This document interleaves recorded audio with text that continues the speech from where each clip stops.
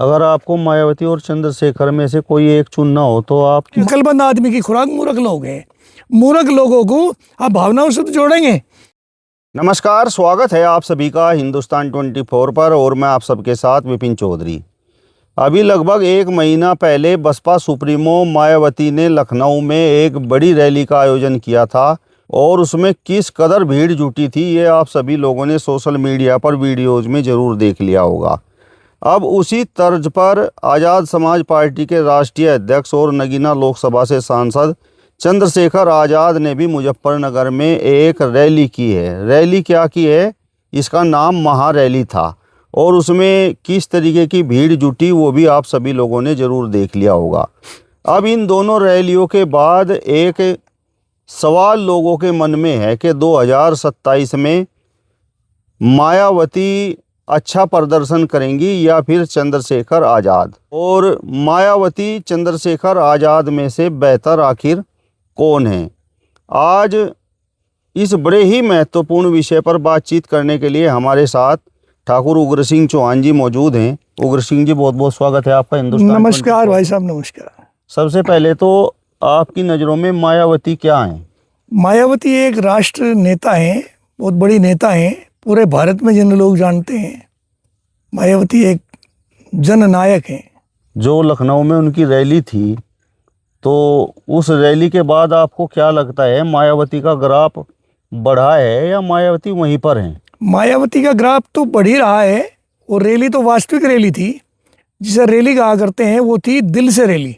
उसमें जो लोग गए थे वो दिल से गए थे और मायावती का ग्राफ घटने का तो कोई प्रश्न ही नहीं पैदा होता। आज भी उनके फैन फॉलोअर हैं, उनके जितने उनके अनुयायी हैं, जितने उनके चाहने वाले लोग बाग हैं, शादी किसी के हों, मायावती का अपना एक स्थान है। चंद्रशेखर को आप किस तरीके से देखते हैं? ये एक हिंदी के एक कवि का एक दोहा है, सूर सूर तुलसी शशि उडगन केशवदास, अब के कवि खद्योत्सम जयते हैं कृत प्रकाश। ये तो खद्योत्सम है, पटबीज नहीं।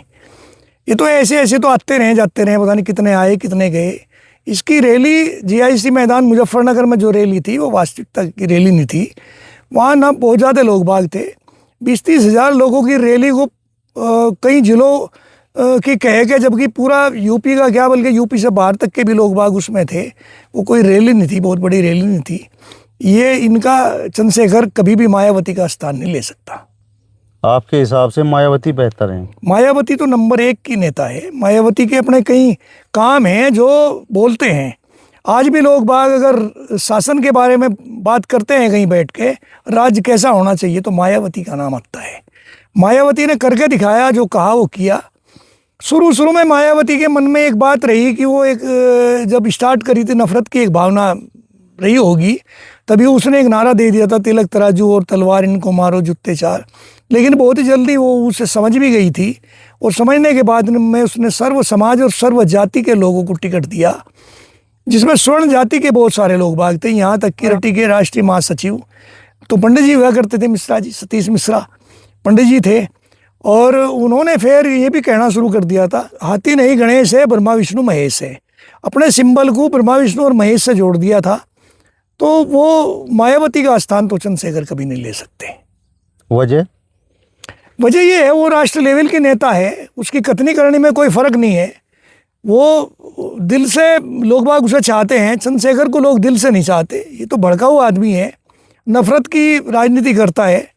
और एक दृष्टिकोण से अगर इसे देखें तो ये जो आरोप लगावे कि मायावती आज के दिन साइलेंट है, चुप है, कुछ कारण रहे होंगे चुप्पी के। कभी कभी पता नहीं क्या निर्णय लेना पड़ जा राष्ट्रीय लेवल के आदमी को अपने पार्टी के लिए, संगठन को मजबूत करने के लिए। नहीं तो जो उस पर ये आरोप लगाया जा रहा है कि वो भाजपा की बी टीम है, बी टीम तो भाजपा की चंद्रशेखर है। चंद्रशेखर 100% भाजपा की बी टीम है। ये भाजपा की बी टीम के रूप में ही काम कर रहे हैं, जैसे ओवैसी कर रहे हैं ऐसा चंद्रशेखर कर रहा। वो बीजेपी को जिंदा रखने के लिए समाजवादी पार्टी वोट काट रहा, समाजवादी पार्टी के मोमडन्स वोट को वो काट रहा, और वो जो समाजवादी पार्टी की तरफ और लोग भाग जा रहे थे उन्हें वो काट रहा। तो वो तो बीजेपी की बी टीम के रूप में काम कर रहा। वो बीजेपी का एजेंट है। नगीना में उसे जिताने में बीजेपी के लोगों की बहुत महत्वपूर्ण भूमिका रही, हमारी भूमिका रही।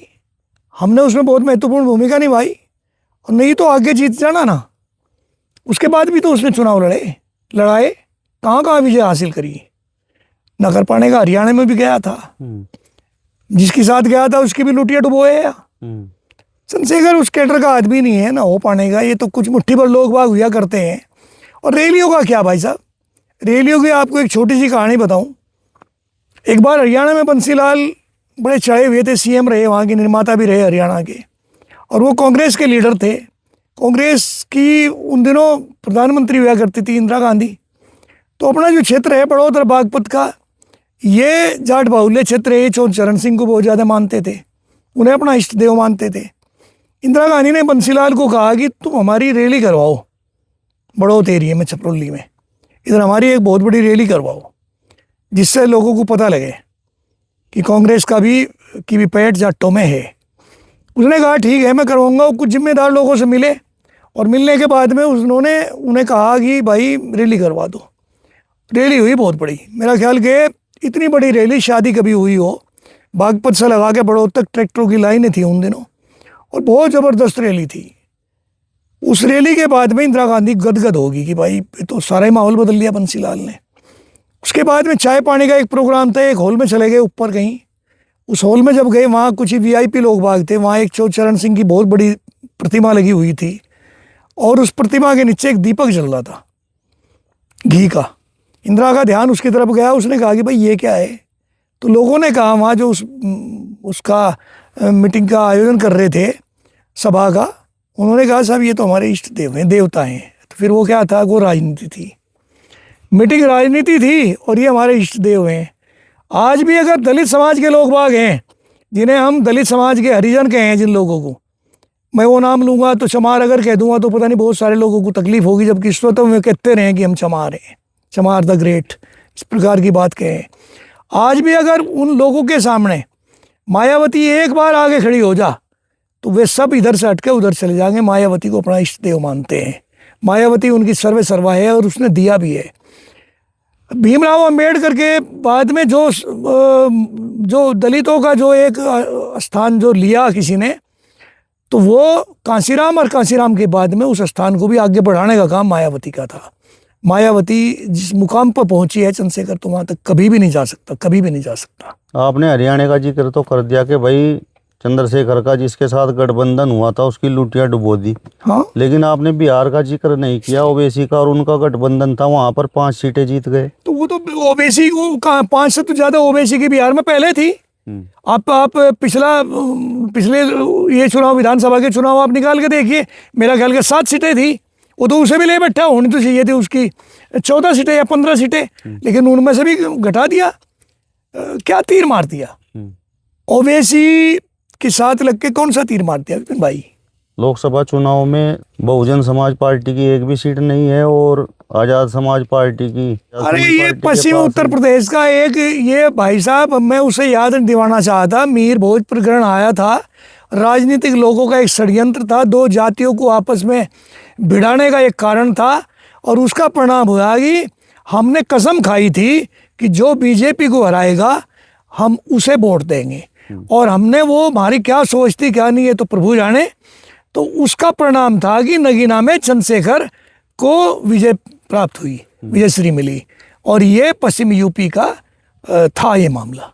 गुज्जर तो अब भी आजाद समाज पार्टी की जय बोल रहे हैं, चंद्रशेखर आजाद की जय बोल रहे हैं। आपने रैली में भी देख लिया होगा। अच्छा, तो क्या आप गुज्जर हैं, आप भी जय बोल रहे हैं क्या? आप भी मुझे बता दो। मैं तो किसी की जय नहीं, तो आप पत्रकार नहीं भाई साहब, मेरे पता नहीं कितने गुज्जर मित्र हैं। हम तो गुज्जर में राजपूत में कोई फर्क ही नहीं है, हम तो एक ही परिवार के लोग बाग हैं, कहीं भी कोई नहीं। ये तो मुट्ठी भर लोग बाग सब जगह या करते हैं, ये तो सबके साथ हो। ये लोग बाग तो जो महत्वाकांक्षी लोग बाग हो, झंडा उठाने वाले, डंडा उठाने वाले, सब जगह मिल जाएंगे। गुज्जर वोट नहीं देगा, गुज्जर का वोट लास्ट में जब जाएगा ना, ध्यान रखना, बीजेपी पे जाएगा। महत्वाकांक्षी लोग हैं ये, होते हैं जिन्हें कोई ना कोई वो दे दिया जाता है ना, चूरन की पुड़िया, कि तुम्हें संगठनों में ये जिम्मेदारी, तुम्हें ये दे दी, तुम्हें ये दे दी, तुम्हें मंडल अध्यक्ष बना दिया, तुम्हें गांव अध्यक्ष, तुम्हें बूथ अध्यक्ष, तुम्हें जिला अध्यक्ष, तुम्हें फला ब्रिगेड का, तुम्हें उसका, तुम्हें उसका। ये तो वो लोग बाग हैं, इसके अलावा और क्या है? और तो कुछ है ही नहीं, इसके अलावा और तो कुछ होता ही नहीं। और क्या है, आप क्या मान के चले? आपने तो जो चंद्रशेखर की रैली हुई उसको भी 20-30 हजार में समेट दिया। हाँ, तो 20-30 हजार ही थे, इससे ज़्यादा कहाँ। किराए के लोगों को ले जाओगे आप मुजफ्फरनगर, तो खुद में अपने आप में एक शहर है, शहर के लोग बाग वैसे तमाशा देखने के लिए भी तो चले जाएं, लेकिन रियल में कितने लोग बाग थे इसका आप अनुमान लगावें भाई। जीआईसी ग्राउंड में अगर उसमें वो तो दिखाई दे भाई कितने लोग बाग थे, 20-30 हज़ार से ज़्यादा लोग बाग थोड़ा ही थे वहाँ। और फिर ये मान के चलो आपकी यूपी भर के लोग बाग थे, हरियाणा के भी लोग बाग थे, उसमें दूर दूर के दिल्ली तक के भी लोग बाग थे। उसे ये कह देना कि भाई तीन ही कमिश्नरियों की, 3 मंडलों की मीटिंग थी वो तो भाई बहुत सारी थी। और फिर शहर के बहुत सारे लोग बाग, रिक्शा चालक, तांगे वाले, बसों वाले, वैसे लोग बाग भी तो देख लिया करें। मतलब आपके मन में चंद्रशेखर के प्रति कुछ खटास है, मुझे ऐसा महसूस भाई जो नहीं। आदमी बोलता ही हो खटास में, जो आदमी आज तक कभी भी ढंग में ना बोला हो, जिसने सर्व समाज की बात ना करी हो, जिस आदमी ने भारत को भारत ना समझा हो, जिसने हर वक्त एक अलगाववाद की भावना उसके मन में रहे, उसके मुंह से अग्नि निकलती रहेगी, उस आदमी को कैसे स्वीकार करेगा समाज? कौन स्वीकार कर लेगा? अलगाव और अग्नि किस तरीके से? अलगाव तो ये स्वर्ण दलित, स्वर्ण दलित, स्वर्ण दलित, अरे क्या है स्वर्ण दलित? तो मायावती के समय में मायावती ने तो सबसे ज्यादा टिकट स्वर्णों को दिए थे और स्वर्ण मंत्री रहे उसके टाइम में तो, और हमने भी सबसे ज्यादा काम मायावती के समय में करवाए। इतने बड़ा बिजली घर लगा बैठा 132 kV का, जो उस टाइम के बीजेपी के कद्दावर नेता भी मना करके चले गए थे, और मायावती के समय में कानून ही बदल के यहाँ से बिजली घर लगा था।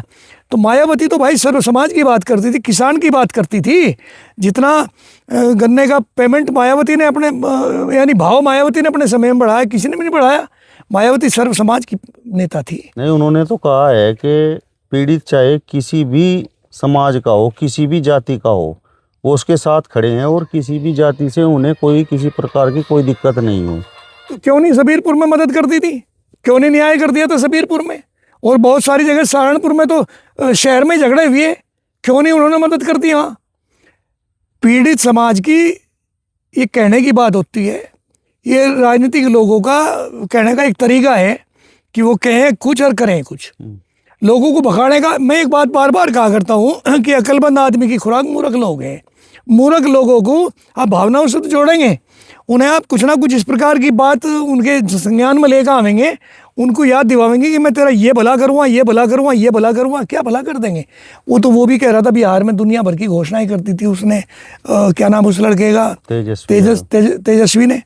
तो ये कि कोई संभव थी ये सब बात? ये तो मोदी जी ने भी कह दिया था कि मैं 15 लाख रुपए सबके खाते में भिजवा दूंगा, 2 करोड़ हर साल नौकरियां दूंगा। वो नौकरियां ही खत्म कर दी, 15 लाख भी चले गए। सबको कहा गया था कि भाई किसान की आय 2 गुनी करती जाएगी, सन 22 तक 22 छोड़ 25 के 26 शुरू होने वाला हो रहा, कहाँ किसान की आय 2 गुनी होगी, किसान और बर्बाद हो गया। तो ये तो राजनीतिक लोगों के कहने की बात है, हमारी भी तो बुद्धि होगी दिमाग में, हमें भी तो सोचना चाहिए ना, क्या कर देगा वो? मायावती ने जो कहा वो किया। या तो ये हो सके कि वो समय कुछ और था, ये समय कुछ और है। इस समय को अगर वो आज भावनाओं से लोगों को जोड़ रहा होगा तो यह असंभव है, नहीं जुड़ने के लोग। अगर आपको मायावती और चंद्रशेखर में से कोई एक चुनना हो तो आप मायावती, 100% मायावती। मायावती को मैं आंख बीच के चुन लूँगा, चंद्रशेखर को नहीं। और जिस तरीके से मुस्लिम समाज के लोग भी आज़ाद समाज पार्टी के साथ जुड़ रहे हैं, रैली में भी वहाँ पर लोग थे, अरे भाई, और ये समीकरण बना रहे हैं कि गुर्जर, दलित और मुस्लिम। अच्छा आप एक बात बताओ, आज इस जमाने में किसी एक नेता के हाथ में या किसी एक गांव के प्रधान के हाथ में सब कुछ है क्या? किसी भी प्रत्याशी को लोग अपने से सीधा संबंध जोड़ना चाहते हैं, वो देखना चाह कि मेरा इससे सीधा लगाव है या नहीं है। कोई एक आदमी जाके कैमरे के सामने बैठ के घोषणा कर दे कि मैं पूरे समाज की जिम्मेदारी ले रहा है, हम सब फला पार्टी के साथ है, ऐसा तो असंभव है। मैं ही आज कह दूं तो मेरा मतिमंद नहीं हूं मैं, भाई इस प्रकार की भाषा कर दूँ कि भाई मेरी सारी वोट फला पार्टी पे चली जाएंगी, सारा राजपूत समाज उस पार्टी से, अरे कैसे चला जाएगा? अपना ही वोट अपने साथ नहीं है। कई बार तो ये हो कि लाइन में लगने वाला आदमी जब वोट देने के लिए जा रहा ना, वहाँ चिन्ह भूल जा, बटन दबावे किसी का, दब जा किसी का। भाई साहब बहुत ये तो विचित्र मामला है। ये कह देना भाई इतने गुज्जर साथ में हैं, इतने मुसलमान साथ में हैं, कहाँ है? मुट्ठी भर लोग बाग हैं, हम गुजरों में मुसलमानों में रहेगा। कौन से गीत गा रहा? मुसलमान समाजवादी पार्टी को छोड़ सकता है? नहीं छोड़ने का। मुसलमान किसी को भी छोड़ दे, लेकिन समाजवादी पार्टी को नहीं छोड़ पाएगा। समाजवादी पार्टी ने मुसलमान के लिए जो किया वो अपने आप में एक उदाहरण है। चलिए, तो ठाकुर उग्र सिंह चौहान जी को आपने सुना। फिलहाल इस वीडियो में बस इतना ही। अगली वीडियो में फिर आपसे मुलाकात होगी। तब तक बने रहिए हिंदुस्तान 24 के साथ। नमस्कार।